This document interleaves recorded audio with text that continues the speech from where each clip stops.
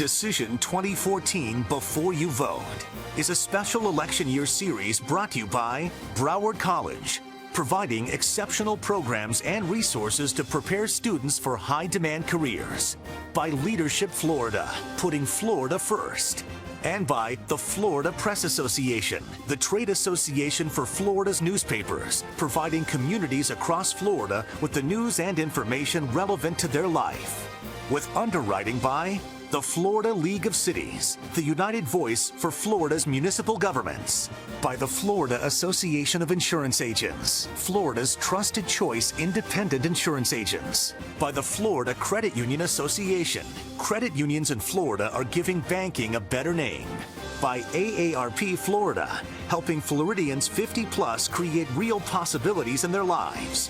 And by the Claude Pepper Foundation, dedicated to enhancing the well-being of Florida's seniors and preserving American democracy. Now, from the beautiful campus of Broward College in Davie, Florida, Decision 2014 Before You Vote presents the candidates for the office of Governor of Florida. And now, your host, from WFOR-TV CBS 4, Elliot Rodriguez. And good evening, everyone. We are live from Broward College in Davie, Florida, broadcasting to 11 Florida television markets from Bailey Hall, where we are prepared to have the two major party candidates for Florida governor square off for the next hour. Good evening, everyone. I'm Elliot Rodriguez, anchor at WFOR CBS Miami. Joining us on the panel tonight are Rosemary Goodrow, the editorial page editor of the South Florida Sun-Sentinel, and Frank Denton. Frank is the editor of the Florida Times-Union newspaper in Jacksonville. We would like to thank and welcome all of you who are watching us, and we'd like to thank our host tonight, Broward College, and its president, J. David Armstrong, Jr., who is joining us here in the audience along with a group of students. Tonight's debate is set to be interactive. We want to hear from you. We have a panel of journalists who will be monitoring all of your questions and comments on Facebook and Twitter at #FLGovDebate. On the panel are Manny Garcia. Manny is the executive editor of the Naples Daily News, and Patricia Mazzei. Patricia is a reporter for the Miami Herald. Also joining us is Bob Gabordi, the executive editor of the Tallahassee Democrat, and Jeremy Wallace, the political editor of the Sarasota Herald Tribune. And right now, we want to take a shot of the stage here at Bailey Hall in Broward County. And as you can see, the two candidates who were invited to take part in this debate right now are not stepping up on the stage. Ladies and gentlemen, we have an extremely peculiar situation right now. We have Governor Charlie Crist,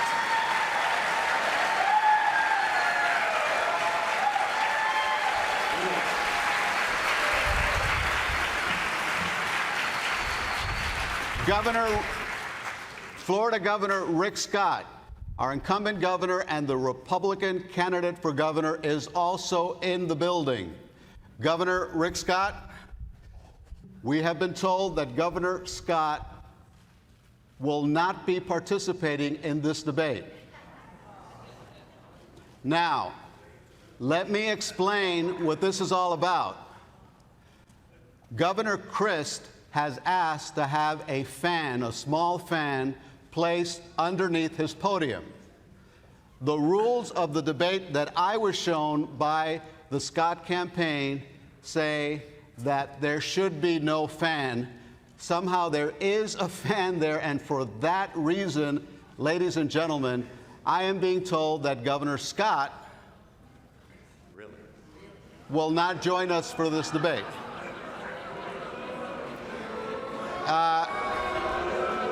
Ladies and gentlemen, this is a debate. Rosemary Goodrow, I don't know, what can we say? Well, that's the ultimate pleading of the fifth I've ever heard in my life.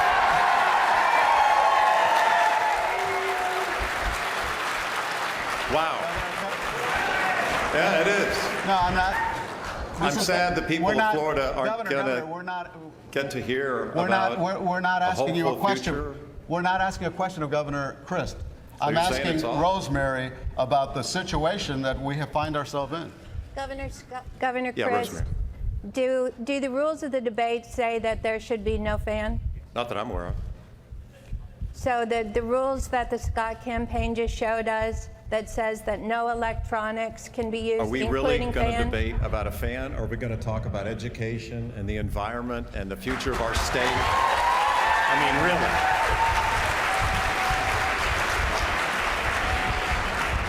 There are serious issues facing our state, and it's like funding education appropriately, Frank, protecting our environment, making sure we have ethical, honest leadership. Governor, I mean, if he's going to give it to me, I'm going to take it.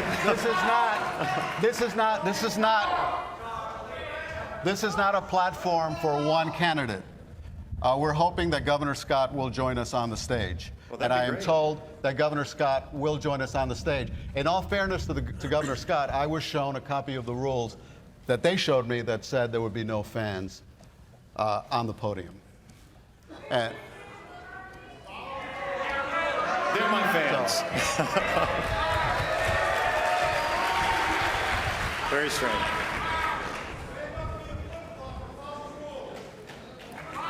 Should we ask him to get rid of the fan? my understanding is that Governor Scott will be coming out. Not in my life. Unimaginable.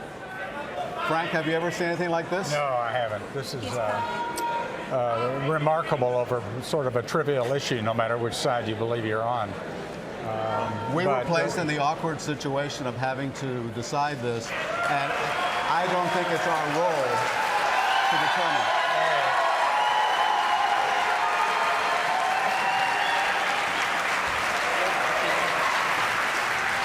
Governor, thank you.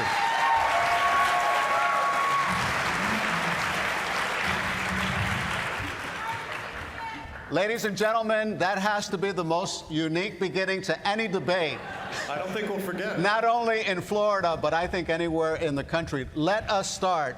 Let's start with, first of all, the rules. The rules of this debate are 1 minute for the question to the first candidate. The second candidate will have a minute, and then the first candidate will have 30 seconds to respond. We want to get a lightning round in here with 20 seconds. Let's get right to it, and let's ask the first question, which was determined by a coin toss, to Governor Christ. Governor Christ, you have spent millions of dollars in this campaign defining your opponent through negative advertising, and in the end, the voters are unhappy with their choices.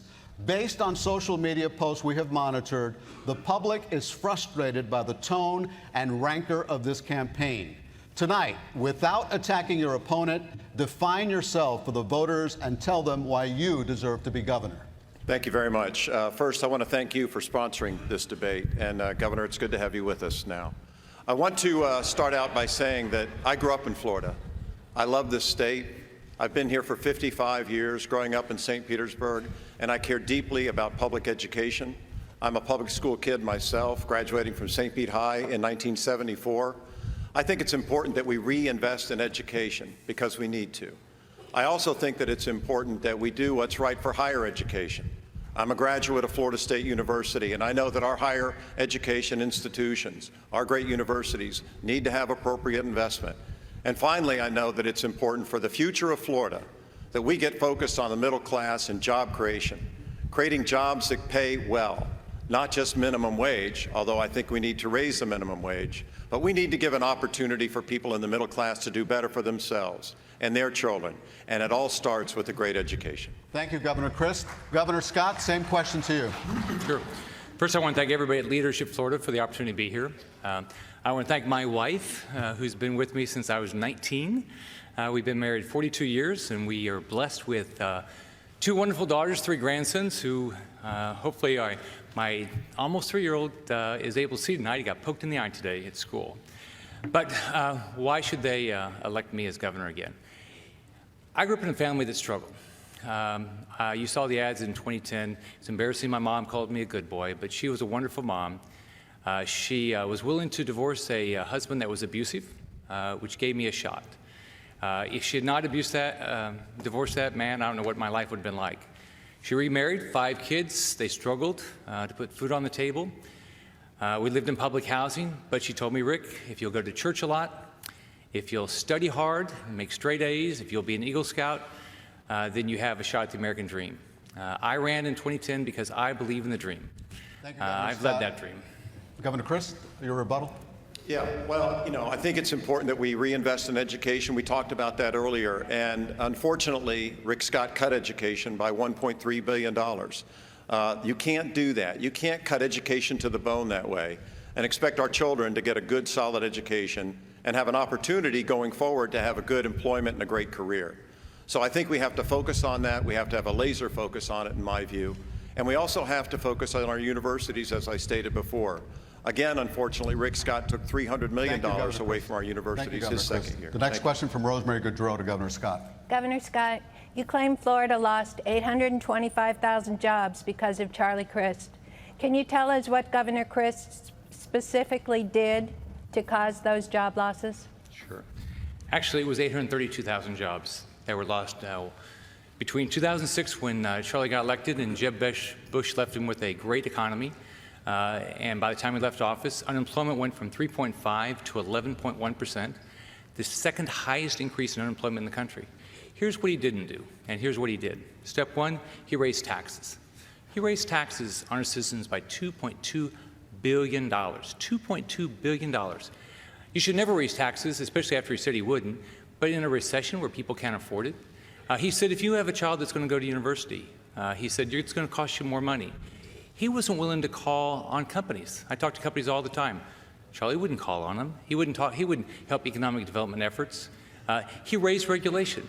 If you think about building a business, I want to build those businesses to be in Florida. Lower taxes, less regulation, streamline the permitting process. That's why we lost 832,000 jobs while Charlie was governor. Governor Crist? The people of Florida know that I didn't cause the global economic meltdown any more than, thank you, any more than Rick Scott caused the national economic recovery. People are smarter than that. They understand, and they understood that we were serving in a difficult time, and we had to make tough choices, and it wasn't easy, but we got Florida through. One of the ways we got Florida through was to work in a bipartisan way, to work with people across the aisle, to take the recovery money that help us make sure we didn't have to fire 20,000 school teachers. That is something that Rick Scott said was an absolute mistake. What would he do if we have a double dip and something goes wrong with the economy again? Because of politics, not seek help? Charlie's campaign slogan should be, Charlie Crist, powerless for the jobless. What you just heard is he couldn't do anything. He wanted the job as a governor, but he didn't want to call on companies. He didn't want to do the tough things. He didn't want to cut regulation. He didn't want to do the job. He spent all of his time trying to be vice president and then run against Marco Rubio for the Senate. He lost 3,000 teachers lost their job while Charlie was governor. 832,000 people lost their job. Thank you, Governor Scott. Frank?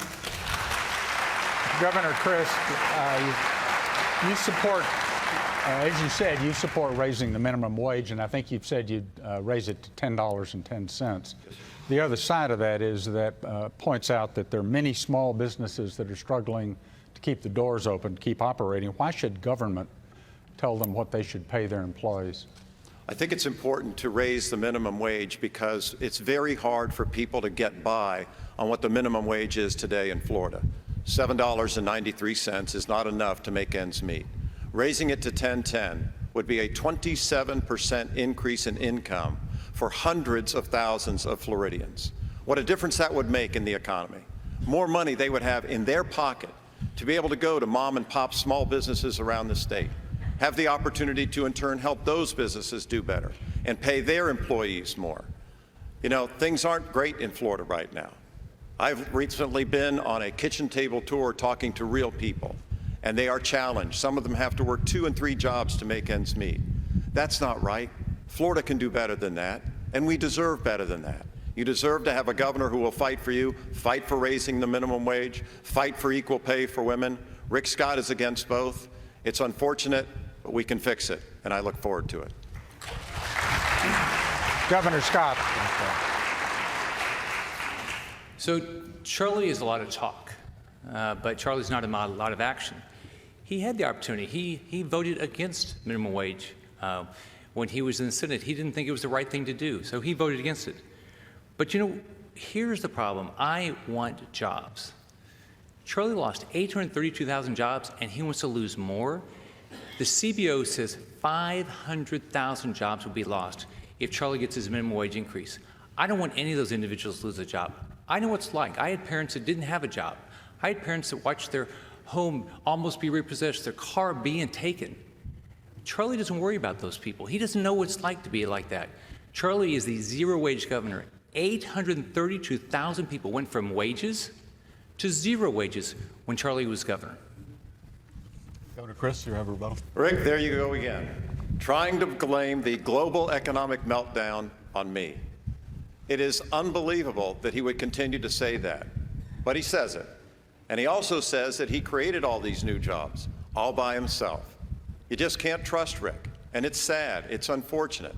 You know, he has spent so much money on television advertisements. The media themselves have said they're the most negative ads that have ever been aired in Florida and the most dishonest. And he's continuing that dishonesty today.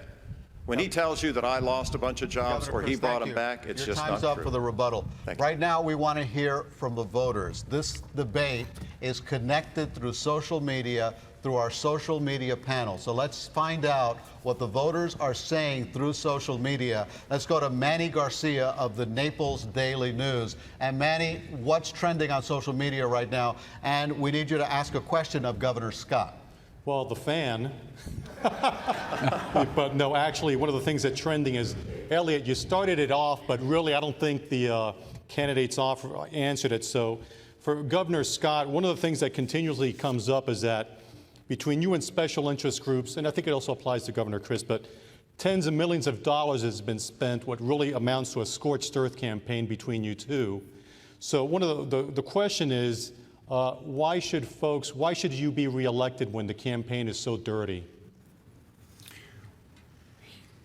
When I talk to voters, they tell me they care about three things. And it's very similar to my family growing up. Step one, they want a job. They want a job, they want a job, they want a job. They want a governor that says, I'm going to get up every day. I'm not going to be running for vice president. I'm not going to be running for the U.S. Senator. I'm going to get up every day and say, how can I get more jobs? How can I get a company like Hertz to move their corporate office? How can I get Lockheed Martin to move more jobs here? How can I get Northrop Grumman to move more jobs here? Who's going to travel to make sure that I get more jobs? Number two, it's like my mom. She said, Rick, get a good education. Education funding was cut when Charlie was governor. When he left, both per student and overall K-12 education was less than it was when he started. So, and third, they want to live in a safe environment. So what I work at every day, jobs, better education system, make sure you can live in a safe neighborhood. Governor Chris, you want to address the nastiness of this campaign and the ads, the negative ads? People are just turned off by them. Yeah, well, of course they are. So am I. I've had about $50 million of negative ads thrown on me. You think I'm not tired of it?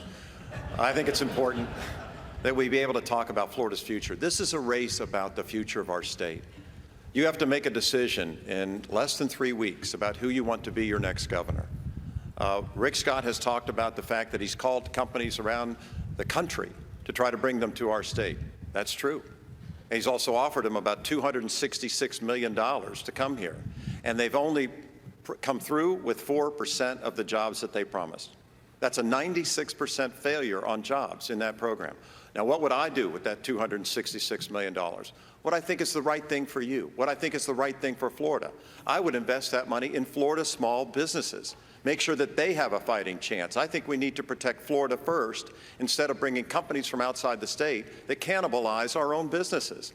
It's important to be focused on the Sunshine State, doing what's right for our people, and make sure that they have a fighting chance and a fair shot in somebody who will fight for you. Governor Scott, do you have a rebuttal? Sure. I mean, this is all talk versus action. Charlie had the job. He didn't want to do the job. He didn't want to call in the companies. And what's interesting is, why wouldn't he want Hertz to move a corporate office here. Why wouldn't he want Northrop Grumman to add jobs, pay $85,000? Hertz, 700 jobs, average income $102,000. We have 261,000 job openings in the state right now. Average income for the top 25 in demand, $27 an hour. And that's not what Charlie wants? Thank you, Governor. The next question will be to Governor Christ.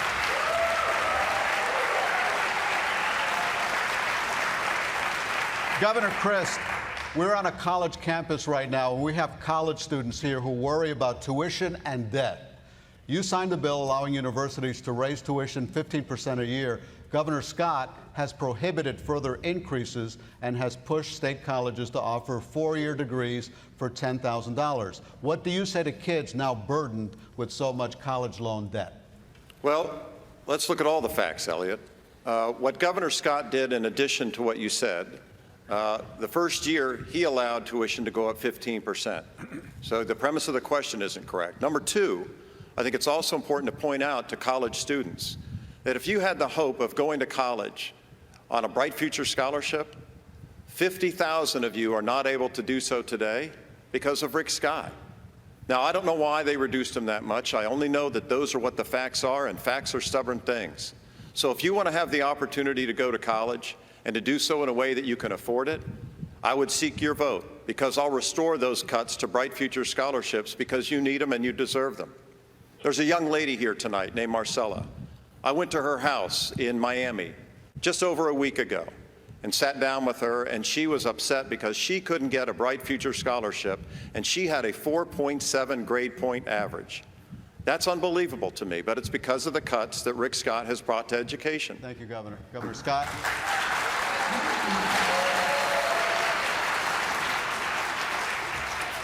So Charlie is not concerned about the facts. He'll say anything.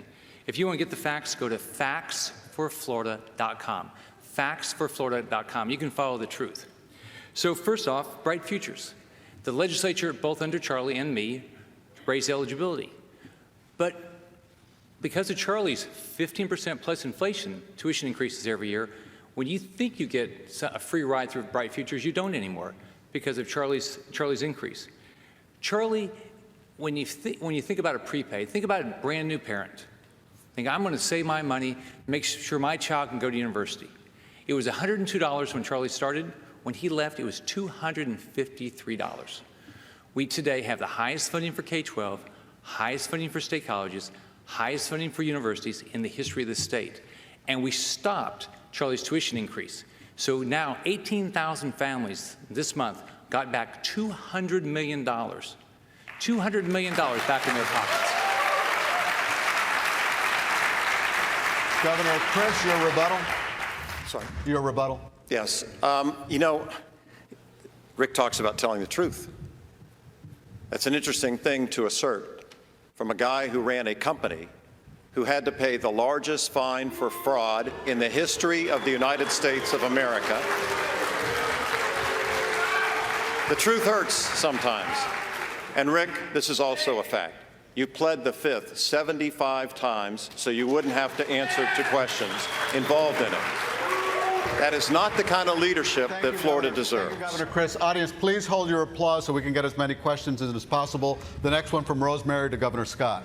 Governor Scott, environmentalists are unhappy that you cut the budget for water management boards, eliminated the department that regulated big new housing developments, and in a record high budget year gave only $17 million to the public land buying program, Florida Forever. A budget says a lot about a leader's priorities. Where does the environment rank in yours? Sure. So here's what we've accomplished so far. When I took office, it was a big surprise to me that Charlie had sat on his hands while we had a decades-old lawsuit over the Everglades. So I went about, I sat down with the Department of Justice, Interior, EPA, Corps of Engineers to try to settle that lawsuit. I got the environmentalists on board, I got the ag community on board, and we had a record settlement. I went back to the legislature and they invested $880 million to restore the Everglades, something Charlie didn't lift a finger to do. On top of that, we put $100 million to protect our coral reefs, something Charlie didn't put a dime into. We had record funding for our springs, something Charlie wasn't willing to do. What Charlie was willing to do on the Everglades is go buy land that we couldn't use to restore the Everglades, stop projects that would have helped us. And then on top of that, even on Florida Forever, as we turned our budget around, we started investing. What did Charlie do? Spent less money every year. Thank you, Governor Scott. Governor Chris? Thank you.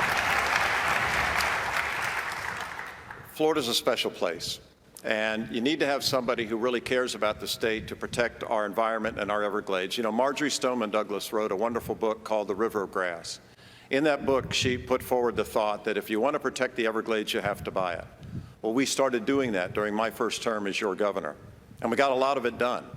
We were able to get about 26,000 acres that we could now make pristine and hold and preserve and restore the natural flow of water south. What happened after Rick Scott got in? What happened is that he started the discharges that were coming out of Lake Okeechobee and polluting the Caloosahatchee River near Fort Myers and Cape Coral, as well as the St. Lucie River on the east coast of Florida. In fact, when he went to the east coast to look at it on the Treasure Coast and what was happening in the Indian River Lagoon, he wouldn't even get out and talk to the people. They were so upset.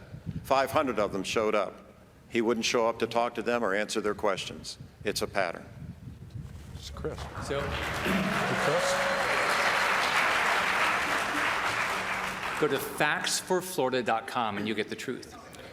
So Charlie stopped after the state had spent $272 million. $270 million of your tax money was spent on Reservoir A1. Charlie stopped it. If we had finished that reservoir, none of the water would have had to be discharged out of Lake Okeechobee. So if Charlie would have done the right things, maybe he would have spent some time trying to restore the Everglades, but he did nothing on the environment.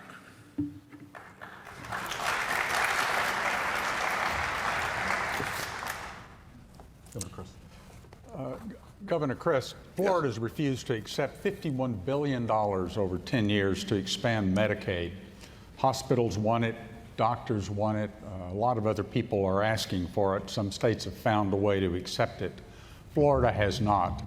Governor Scott said he was against it, and then he was for it, but he didn't push for it with the legislature. Should we accept the Medicaid money, and if so, under what arrangement? Would we just take it, or would we have a unique way of doing it the way some other states have done? This is such an important issue, Frank. I'm glad you asked about it. Medicaid expansion means an awful lot to about 1 million of our fellow Floridians who are currently not getting the health care that they deserve and, more importantly, that they need. They're not getting it because, sadly, Rick Scott won't lift a finger to get it done, and I don't know why. What I do know is that they deserve to have those funds. We deserve to have a governor who will enact making sure that we get that Medicaid expansion money. It's money you've already sent to Washington, and you simply deserve to get back. People are hurting and they are suffering. In addition to the $51 billion it would bring to the state over the next 10 years, some studies indicate it would create about 120,000 jobs. That's the right thing to do. Talk about, all talk and no action. He said he supported it. We don't have it. No action. Governor Scott.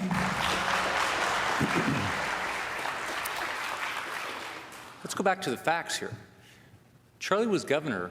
He was sitting in the governor's office. There was a legislative session going on when Obamacare passed. Did he go to the legislature and say, oh, let's pass this because it's such a great idea? No. He called a special session that day. At that point, did he say, this is what I want to get Medicare expansion or Medicaid expansion done? No. Obamacare is a bad law. People are losing their doctors. They're losing their plans. What I said is, as long as the federal government wants to pay 100%, I would not stand in the way. But I'm not willing to do what Charlie did and bankrupt our state. Governor Chris, you have a rebuttal? Well, he's been governor 4 years. I would think that you would understand you don't bankrupt the state. You have to balance the budget. It's in the Constitution. We did it every year of my 4 years as your governor. Thank you, Governor Scott. Thank you, Governor Chris. This concludes the first half of our debate. And remember, our debate is interactive. Our social media panel continues to track your reactions and comments. The candidates will answer your questions when we come back after a 2-minute break.